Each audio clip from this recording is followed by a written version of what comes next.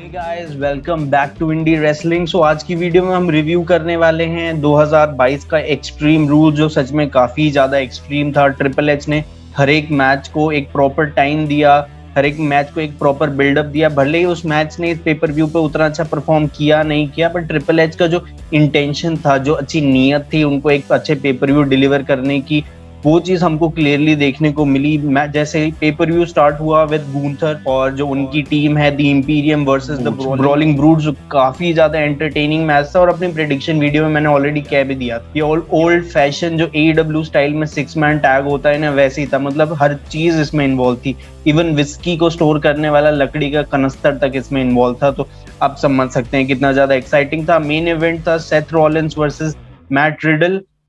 Match उतना exciting नहीं था, बट इसके बाद जो वो काफी ज्यादा एक्साइटिंग था। उसके बाद जो ऑब्वियसली इतने टाइम से जो इतनी लंबी रूमर चली आ रही है कि ये व्हाइट रैबिट क्या चीज है, ये व्हाइट रैबिट कौन होने वाला है, सो वो फाइनली निकले विंडम रोटुंडा या फिर ब्रे Wyatt. So Bray Wyatt is officially back with WWE।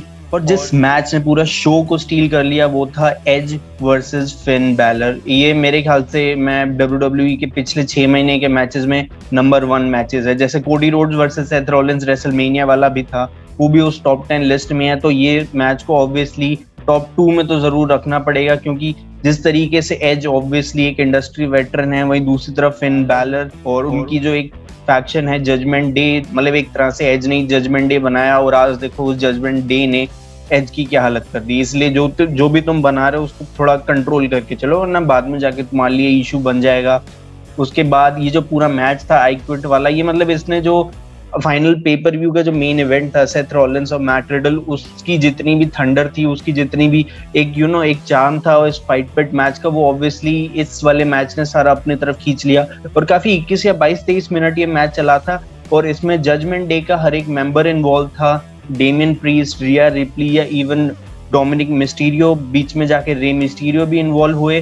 Finn Balor ने ये अजीब सा मास्क पहना हुआ था, पता नहीं शायद कोई मधुमक्खी का छत्ता मुंह पे बना हो, बट चलो इन एनीवेज क्या फर्क पड़ता है। मैच सच में बहुत ही अच्छा था, और फाइनली विक्ट्री मिली फिन बैलर को, जहां उन्होंने एक तरह से पैसिवली बोला क्विट करवाया एज को। मतलब फिजिकली तो उन मैच काफी ज्यादा एक्साइटिंग था, 3 स्पीयर, 3 फूटे ग्रास, और न जाने क्या कितने कितने ब्रिलियंट स्पॉट्स पुट ऑन करे थे इस मैच में।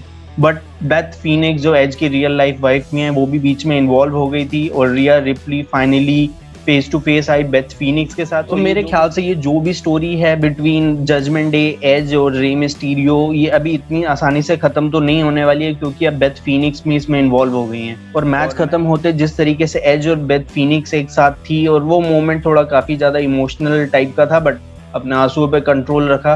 बट मैं इस मैच से पर्सनली काफी ज्यादा एंटरटेन हुआ, और काफी ज्यादा एक्साइटिंग मैच था। बट इस मैच में वही देख रहा था कि यार एजे स्टाइल्स किधर है। ये रे मिस्टीरियो इन्वॉल्व हो गया था, उनका बेटा ऑब्वियसली थे Dominik Mysterio, but where was AJ Styles the Phenomenal, where was his phenomenal performance. तो उसके बाद था जो मेरे लिए पर्सनली काफी ज्यादा लो पॉइंट था इस पेपर व्यू का, वो था Drew McIntyre versus Carrion Cross वाला मैच। अब काफी सारे लोगों ने जब ये कैरियन क्रॉस की ये वाली परफॉर्मेंस देखी, तो मेरे ख्याल से वो काफी ज्यादा मतलब सेटिस्फाइड नहीं थे, क्योंकि जिस तरीके का कैरियन क्रॉस का रेसलिंग स्टाइल है, मतलब इस बंदे की एंट्रेंस में इतनी आग है, इतनी मस्त तरीके से एंट्रेंस करता है, बट जब बेल बजती है तो ये बंदा मतलब उस तरीके की परफॉर्मेंस नहीं दे पाता। मतलब प्रोमो कटवा लो इससे, बातें करवा लो बड़ी बड़ी, पर जब बेल बजती है तो वेयर इज दी परफॉर्मेंस।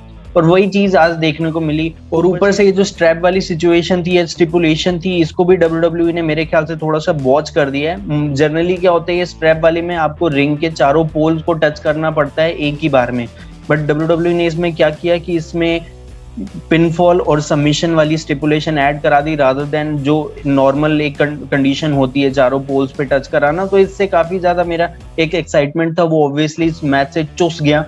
और मैं उम्मीद करता हूं कि कैरियन क्रॉस की जो इन रिंग परफॉर्मेंस है, क्योंकि मैं पर्सनली इंप्रेस नहीं हुआ, और मेरे ख्याल से इस पूरे पेपर व्यू का डाउनफॉल तो नहीं, एक पेपर व्यू का जो एक कूलिंग ऑफ फैक्टर होता है, ये मेरे को इस मैच से देखने को मिला।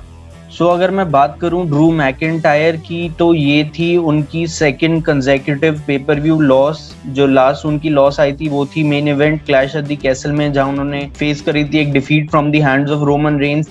और पर्सनली मेरे ख्याल से ये होने वाला है कि ड्रू मैकिंटायर को जो मेन टाइटल है WWE वाला या यूनिवर्सल टाइटल है, उनसे इन सब लॉसेस से ड्रू मैकिंटायर की जो क्रेडिबिलिटी है उस पर काफी ज्यादा बुरा इफेक्ट पड़ रहा है और वो मेरे ख्याल से टाइटल से दूर होते जा रहे हैं। और यही सब चीजें मेरे को ड्रू मैकिंटायर के लिए थोड़ा वरी कर रही हैं कि कुछ रेसलर्स होते हैं जिनसे मैं पर्सनली कनेक्ट कर पाता हूँ, तो ड्रू मैकिंटायर उनमें से एक है।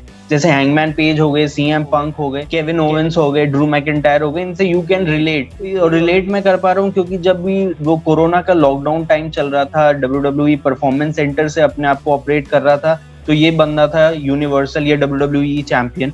और इस बंदे ने जिस तरीके से उस टाइटल को होल्ड किया और इतने काफी ज्यादा एक्साइटिंग मोमेंट देखने को, मतलब उस सिचुएशन में जो बेस्ट कर सकता था इस बंदे ने किया। और इस बंदे को मेरे ख्याल से 2.5 साल से एक भी टाइटल होल्ड करने का अपॉर्चुनिटी नहीं मिली है, और ना ही मेरे ख्याल से गुंथर अभी हाल फिलहाल में अब इनको टाइटल ड्रॉप करने वाले हैं। और ये सब देख के मेरे को भी लग रहा है कि ड्रू मैकिंटायर का जो स्टॉक है उसमें काफी ज्यादा सीरियस डिक्लाइन आया है। और ये जो उनको लॉस मिली है फ्रॉम कैरियन क्रॉस, और मैच भी उतना ज्यादा एक्साइटिंग नहीं था, तो मेरे ख्याल से ड्रू मैकिंटायर के लिए आने वाला टाइम थोड़ा रफ होने वाला है। भले ट्रिपल एच उनको बुक कर रहे हो, बट मेरे ख्याल से in my personal opinion Drew McIntyre को अभी शायद लाइन में पीछे जाना पड़ेगा। और न जाने अभी ये सर्वाइवर सीरीज में क्या करने वाले हैं, क्योंकि रॉ वर्सेस मैकडाउन का कॉन्सेप्ट मेरे ख्याल से ट्रिपल एच नहीं करने वाले, और शायद ड्रू मैकिंटायर वॉर गेम्स का पार्ट नहीं बनने वाले। तो मैं उम्मीद करता हूँ ड्रू मैकिंटायर के लिए भी ट्रिपल एच ने कुछ सोचा हो, क्योंकि कुछ ही रेसलर्स होते हैं जिनसे हम फैंस एक्चुअली कनेक्ट कर पाते हैं, और वही उनके साथ ही अगर बुरा ट्रीटमेंट हो या बुरी बुकिंग हो तो वो काफी ज्यादा इरिटेटिंग और फ्रस्ट्रेटिंग हो सकती है। जैसे अभी AEW में अंड्राडे, मैलाकाई ब्लैक, बडी मर्फी, मीरो और न जाने कितने सारे स्टार्स हैं जिनका हमको लगता है काफी वाहियात तरीके से टोनी खान ने बुकिंग करी है। तो वही प्रॉब्लम मेरे ख्याल से अब धीरे धीरे के WWE के साथ तो ऑल टाइम ये प्रॉब्लम रही है, बट ये प्रॉब्लम अब ट्रिपल एच के अंडर भी आ रही है कि वो बंदा है तो मेन इवेंट में, वो बंदा रेगुलरली फीचर्ड ऑन टीवी है और वो फैन फेवरेट भी है, बट उसकी बुकिंग से fans they are not satisfied. और जैसे ही मेन इवेंट खत्म हुआ, डैनियल कॉर्मियर और मैट रिडल एकदम अपने स्टेज पे पहुंच चुके थे। और अगर मैं फाइट पिट वाले मैच की भी बात करूं तो वो उतना ज्यादा एक्साइटिंग नहीं था। कुछ ऐसे स्पॉट्स थे जिनको मेरे को लगा कि भाई सीरियसली इंजर हो सकते हैं, बट ऑब्वियसली मैट रिडल और सेथ रॉलिंस काफी ज्यादा प्रोफेशनल रेसलर्स हैं तो उन्होंने सिचुएशन संभाल ली। बट मेरे ख्याल से दिक्कत क्या हो गई, जो फैंस वहां अरीना में अटेंडेंस में थे वो ऑब्वियसली चाह रहे थे कि ब्रे वायट वापस आए, ब्रे वायट वापस आए, और वो ऑब्वियसली चिल्लाना स्टार्ट कर दिए, we want Wyatt, we want Wyatt. और इसने सीरियसली जो मेन इवेंट था उसका पूरी फील का कबाड़ा कर दिया। इतनी बढ़िया स्टिपुलेशन थी फाइट पिट वाली, जो मेरे ख्याल से मेरे को आज ही पता चला कि ये मैट रिडल का ही आइडिया था। ये वाली जो स्टिपुलेशन थी ये बहुत ही बढ़िया थी, और मेरे ख्याल से ट्रिपल एच इसको अगले साल या इसी साल किसी पर्टिकुलर मैच में वापस लेके आए। बट इस मैच का ये जो मेन इवेंट था ऑब्वियसली इसको पूरा ही रूइन कर दिया ब्रे वायट की चैंट्स ने। सेथ रॉलिंस अपनी 100% दे रहे थे, मैट रिडल, डैनियल कॉर्मियर अपना 100% दे रहे थे, बट फैंस को तो चाहिए ब्रे वायट। तो जैसे तैसे मैच खत्म हुआ, मैट रिडल को मिली विक्ट्री, और फाइनली अरीना की लाइट्स बिल्कुल काली हो गई थी। जो कैमरा था वो ऑडियंस में पैन कर रहा था, मतलब या ऑडियंस में पैन कर रहा था वो, या फिर वो जो ऑडियंस थी वो ट्रिपल एच ने ही प्लांट करी हुई थी। जो अनाउंसर टेबल था माइकल कोल और कोरी ग्रेव्स का, उस पे भी शायद फील्ड का जो एक मास्क था या फिर ब्रे वाइट का जो गर्दन थी उसका पड़ा हुआ था, और वो शायद मेरे ख्याल से थोड़ा सा जला भी हुआ था। उतना ज्यादा फोकस नहीं किया बट मेरे ख्याल से वही था। और फाइनली एक दरवाजा खुला, उसमें से लाइट आई, फिर कैमरा कहीं और कट हो गया, फिर उसके बाद वापस कैमरा वापस आया, उसने लाइट पे फोकस किया, और अचानक आए ये कैरेक्टर, और Bray Wyatt has finally and officially came back to WWE। अब देखना होगा कि आने वाले टाइम में ब्रे वायट की क्या बुकिंग होती है, क्योंकि ये बंदे में यही फैक्टर है, नॉस्टैल्जिया, काफी अच्छी WWE की प्रोडक्शन, काफी अच्छे ब्रे वायट के प्रोमो, बट ये बंदा पेपर व्यू पे जाता है और हार जाता है। हमेशा यही हुआ है ब्रे वायट के साथ में, पिछले 6 साल से तो मैंने यही नोटिस किया है। और ब्रे वायट का पेपर व्यू डेब्यूट था समर स्लैम 2013, जिसमें जॉन सीना और डेनियल ब्रायन थे।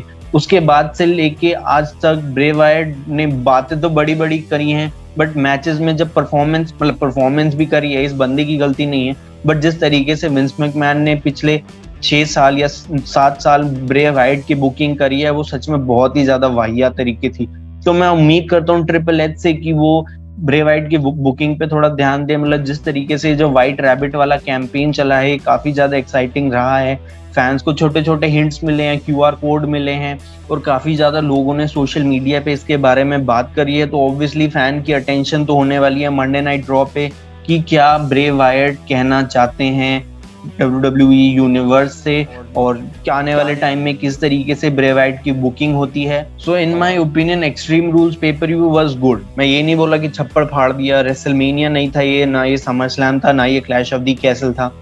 ठीक पेपर व्यू था, अच्छा था, सब कुछ रिवॉल्व हुआ अराउंड ब्रे वाइट और एज, और फिन बैलर ने जीत लिया ये पेपर व्यू। मतलब पेपर व्यू का सारी अटेंशन अपनी तरफ खींच ली। मैच ऑफ द नाइट या फिर मैच ऑफ द मंथ या मैच ऑफ द ईयर में, उस ऑब्वियसली जब ईयर एंड लिस्ट बनाएंगे तो इस वाले मैच को डेफिनेटली टॉप 5 में तो मैं तो पर्सनली रखने वाला हूँ। सो गाइस करते हैं आज की वीडियो का एंड, और वीडियो एंड करने से पहले एक छोटी सी क्लिप देखना। आप देखो क्लिप, मैं जा रहा हूँ, बाय बाय।